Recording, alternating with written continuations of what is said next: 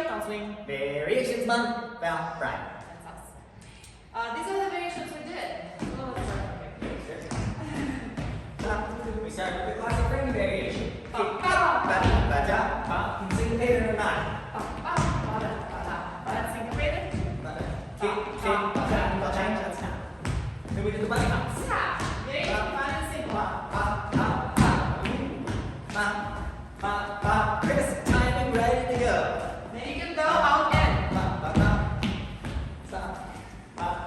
out cross if you wanted to, and then out cross, Out cross, kick ball change. Out cross, kick ball change. then That one was take a breather. and then we kind of like tried to put them in different places and stack them. So we had you dance 6 counts and see where you could put like scissor kicks that you learned last week, Yes. or Frankie.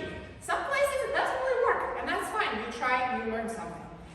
And then put scissor kicks together with the Frankie variation. yeah, which I really like. Boom, ba, 5, 6, 7,